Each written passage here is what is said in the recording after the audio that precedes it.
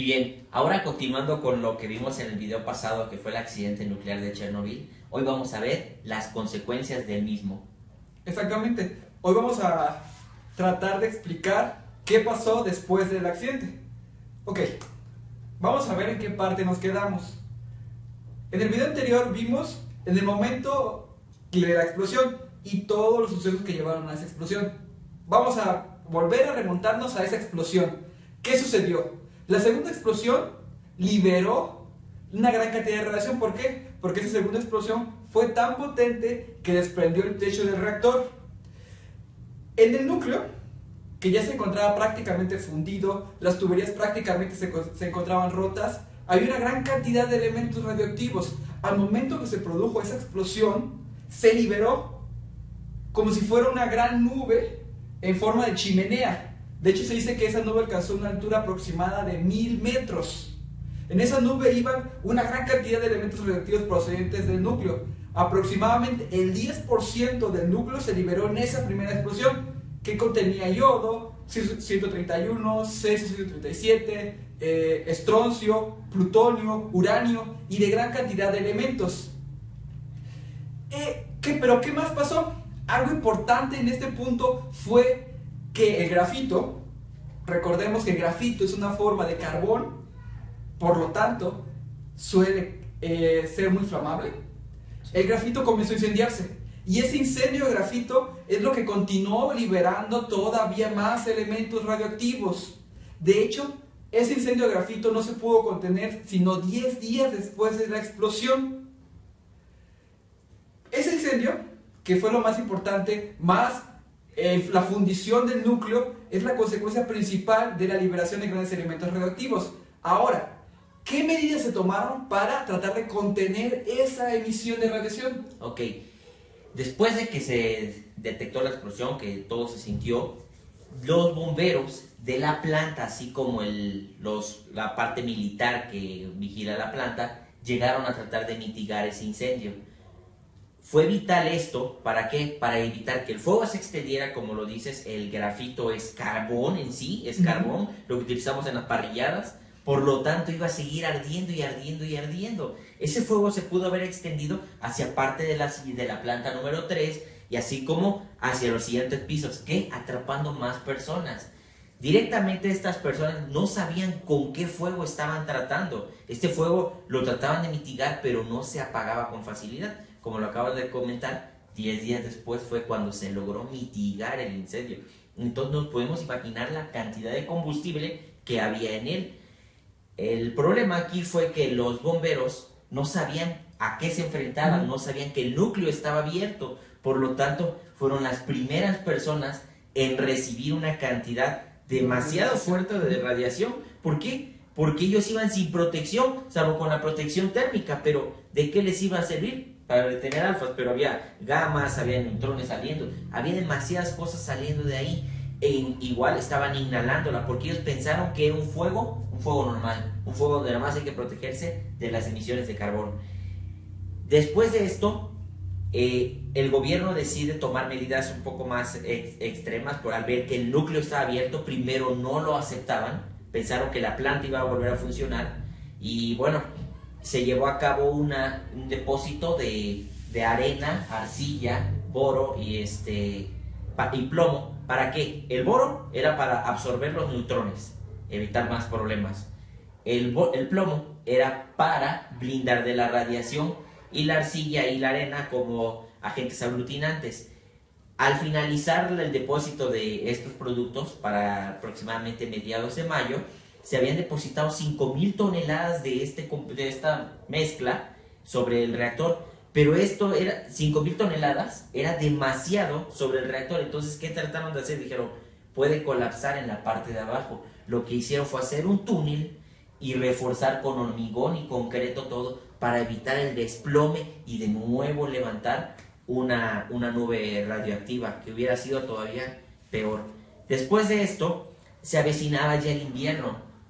Ellos empezaron a tomar medidas drásticas al darse cuenta de que este producto no podía entrar en contacto con el agua, porque el agua y el reactor juntos son lo que se conoció como esa explosión, una explosión de hidrógeno.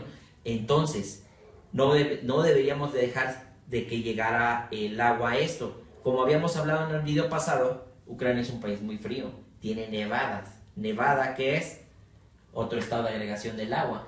Entonces, tendríamos que protegerlo y por muchos años. Entonces empezó la construcción de algo que se llamó el sarcófago. El sarcófago es entre concreto, acero, hormigón y todo eso. Es un revestimiento que cubre completamente el reactor. ¿Para qué? Para evitar la entrada de agua, evitar pues también que entren seres vivientes ahí, y sobre todo para tratar de contener la radiación que se mantiene bloqueada de acuerdo a todo lo que se le arrojó encima. Ahora, después de todo esto, ¿cuáles fueron las primeras consecuencias inmediatas después de la construcción y la liberación de la radiación? Ok, se construyó el sarcófago, pero vamos a regresarnos un poco antes, porque antes de eso fue la gran liberación de radiación. En el momento de la explosión, se liberó una cantidad de radiación en esa nube. Esa nube tiende a moverse por el viento. Sí, la dirección de esa nube, de hecho, fue hacia el noreste. Hacia el noreste de donde se encontraba la central, fueron donde más se extendió la nube.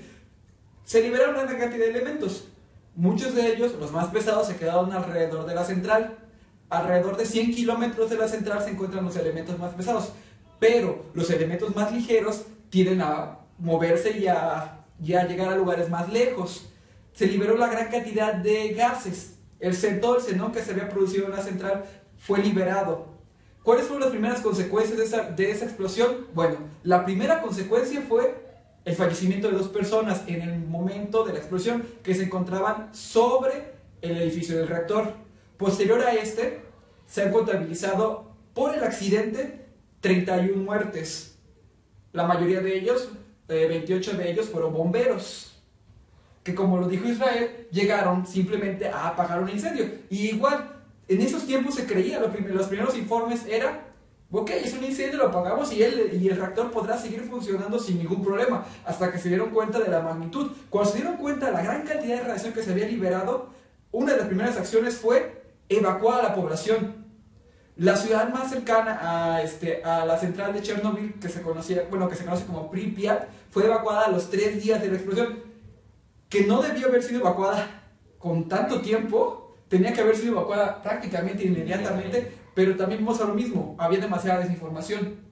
La ciudad fue evacuada y a la población se le dijo que iba a regresar en aproximadamente una semana, creo, ¿no? Sí. O en días, no recuerdo exactamente, pero a la población se le dijo, en días se van a regresar, simplemente tomen sus cosas, las que traigan, váyanse, vamos a limpiar. Porque eso eran las primeras opciones. La primera opción era limpiar, y con limpiar lo que había caído se pensaba. Pero cuando se dieron cuenta que realmente los elementos como el yodo, que tiene una vida media de 8 días, ok, pensaron, ok, en varios días podemos regresar, pero también se liberó Cesio-137, que tiene una vida media de 30 años, plutonio, que tiene vidas medias enormes, uranio, que tiene vidas medias enormes. Entonces se dieron cuenta que nunca, posiblemente para nosotros, para esa población, podrá volver a ser habitada la ciudad de Pripyat, ni los alrededores de Chernobyl. Primeras consecuencias, esas muertes. Esas fueron las consecuencias en los primeros días, cuando la explosión. La cantidad de radiación que se liberó fueron los primeros 10 días, porque cuando se pudo contener el incendio, bajó considerablemente la cantidad de radiación que se liberó. ¿Por qué? Porque realmente el incendio era lo que estaba provocando que se liberara esta gran cantidad de radiación. Cuando se construyó el sarcófago, la cantidad de radiación que se estaba liberando era nada. Ya no podía salir ningún contaminante ni entrar nada, porque para eso se construyó el sarcófago. Así es. Pero ahora, ya han pasado 28 años desde la explosión de Chernobyl. ¿Qué consecuencias tenemos hasta este momento? Bueno, las consecuencias que vamos a mencionar ahorita es de acuerdo a un estudio que saca el Organismo Internacional de Energía Atómica, que se llama el Foro de Chernobyl. El Foro de Chernobyl lo que trata es de unir a la ONU, a todos sus allegados, y al Organismo Internacional de Energía Atómica. ¿Para qué? Para hacer una evaluación en la zona y saber qué consecuencias se tienen desde ese momento hasta hoy en día. En internet vamos a encontrar demasiados informes que son un poco exagerados, así lo llama el organismo. Al igual, los videos de Discovery Channel o cosas así, que extrañamente vienen con datos inflados. ¿Pero por qué vienen con datos inflados? Bueno, primeramente porque Greenpeace dice que son 600,000 muertes directamente hacia Chernobyl. cosa que no está probado. No se puede decir si sí o no, porque hay falta de evidencia. El organismo internacional dice que solamente se pueden atribuir directamente a Chernobyl 4.000 casos de cánceres. ¿Y qué cáncer? El de tiroides. ¿Por qué? Por la exposición al yodo 131, el cual es absorbido por la glándula, la tiroides, hasta saturarse. Por eso la primera medida en un accidente nuclear es saturar el cuerpo de yodo. ¿Para qué? Para evitar que busque el yodo del ambiente. Entonces se sature de un yodo radioactivo y vengan los problemas de cáncer de tiroides. Otra cosa que menciona el organismo internacional es que no se pueden atribuir cánceres sólidos ni algunos tipos de leucemia. ¿Por qué? Porque no se cuenta con la evidencia suficiente de que se puedan determinar hacia ese rubro. Otra cosa que se menciona también es de que dicen que si va a haber problemas por tener hijos o problemas de fertilidad en hombres o mujeres, y dice que los estudios revelan que si hay una deficiencia, decrece la curva de vidas nuevas, pero no se debe a la radiación, se debe a que la gente se preocupa y dice, yo no quiero tener un hijo por miedo a que salgan con malformaciones. Lo que ha aumentado allá es la tasa de abortos, de acuerdo al organismo. Dice que la tasa de abortos es la que ha crecido y la tasa de vidas es la que se ha menguado. Pero se debe a la desinformación que hay. ¿Por qué? Porque de acuerdo a los datos que se tienen, los liquidadores, que fueron de las personas que más dosis recibieron al momento, en el año 1989 se hizo un promedio de todos ellos y se obtuvo que habían absorbido o habían recibido una dosis alrededor de 100 milisieverts, o sea, una dosis efectiva en promedio. Los evacuados recibieron una dosis efectiva de 33 milisieverts en promedio. Los residentes en las zonas de control, una dosis mayor a 50 milisieverts, y otros de las zonas contaminadas de 10 a 20 milisieverts. Las zonas contaminadas son de las afueras. La zona de control es alrededor de la central de Chernobyl.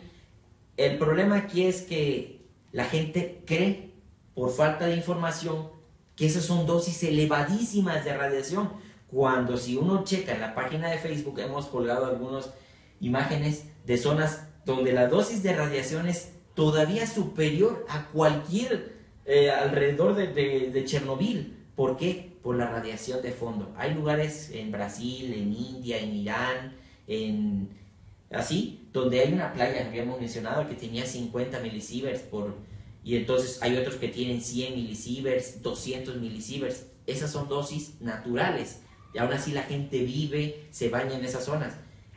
El accidente de Chernobyl lo que nos trajo fue más miedo que problemas directamente relacionados con ellos. La tasa de cáncer creció, pero ha crecido a nivel mundial, y como lo dicen, no nada más se puede atribuir a la radiación, se atribuye a nuestra nueva forma de vida, a los productos que comemos, a los productos que utilizamos y a diferentes factores. No nada más podemos atribuirle el cáncer a la radiación, porque ha habido cáncer antes de existir la radiación, nada más que no lo llamábamos así. Y bueno, esas son las consecuencias directas que se han tenido hasta el día de hoy, recordando que son cifras oficiales, cifras que proporciona la ONU. Como conclusión, ¿qué podemos decir sobre el accidente de Chernobyl? Es el peor accidente a nivel nuclear, lo es, sin duda. Sus causas fueron causas humanas, unas a diseño del reactor, como al realizar un experimento. ¿Qué nos deja? ¿Qué nos enseña? Nuevos sistemas de seguridad, el no jugar con ningún sistema, sea quien sea nuclear o no sea nuclear. Sabemos que en cualquier proceso existen normas, existen reglamentos, existen procedimientos que deben de tomarse y que no fueron tomados en Chernobyl. ¿Qué nos deja? En su tiempo nos dejó mucho más miedo que otra cosa. Efectivamente. Impactó a la industria nuclear porque lo impactó a la población porque lo impactó. Uno de los grandes problemas que existieron es la cultura de la Unión Soviética en esos tiempos, una cultura muy cerrada, De hecho, el mundo no se enteró del accidente de Chernobyl sino días después, y no porque Rusia lo haya dicho, sino porque países cercanos a la central se dieron cuenta de los elevados niveles de radiación. ¿Qué nos deja ahora? Existe un organismo internacional. Cada vez que sucede un accidente o un incidente en cualquier clase, la ayuda internacional está. Los procedimientos existen cálculos para procedimientos más severos que lo que hicieron de Chernobyl. Algo que se debe recalcar y que debe de quedar muy claro: nunca se podrá repetir un accidente como Chernobyl en una central nuclear. Las centrales nucleares actuales, llámense BWRs, PWRs, CANDUs, nuevas generaciones, están diseñadas para que nunca se vuelva a repetir un accidente como tal. El accidente de Fukushima, que fue muy grave, no llega en ningún punto a compararse con Chernobyl. Y pensemos, fue un tsunami y fue un terremoto lo que derribó la central y provocó las explosiones. Pero esa explosión no tiene magnitud, la liberación de radiación no tiene magnitud. Nunca podrá repetirse por los niveles de seguridad de una central en este momento y por los diseños de los reactores un accidente como Chernobyl. La energía nuclear lo que nos deja, más allá de radiaciones, más allá de cánceres y todo eso, lo que nos deja es miedo, pero es miedo fundamentalmente por la desinformación que se tiene acerca del caso. Exacto. Chernobyl no podrá volver a ocurrir porque ya no existen esos reactores, son más severos con la seguridad en las centrales nucleares y sin duda alguna Chernobyl será el fantasma que nos va a seguir siempre. Es un estigma con que la industria nuclear va a tener que vivir siempre, porque en todos donde te pares, la primera pregunta va a ser: ¿qué pasó en Chernobyl y qué consecuencias tendrá Chernobyl? Consecuencias, ya las hablamos. ¿Qué pasó? Ya se habló. ¿Volverá a ocurrir? No volverá a ocurrir. ¿Aprendimos de ello? Todos aprendimos de Chernobyl. Así es. Decía algún documento por ahí que leí, que era como, lo que intentaron hacer en Chernobyl fue como poner en una rampa, en cuesta abajo, un camión y quitarle el sistema de frenos, a ver si la misma fricción de las llantas lo iba a detener. ¿Verdad que nadie se atrevería a hacer eso? Pues no, pero no sabemos hasta que alguien lo tuvo que haber hecho posiblemente. Y pero bueno, este fue el video de hoy. Espero que les haya gustado. Muchas gracias a todos por vernos. Esperemos que sigan comentando, que participen, que nos vean. Y sobre todo que nos sigan haciendo memes. Gracias. Gracias.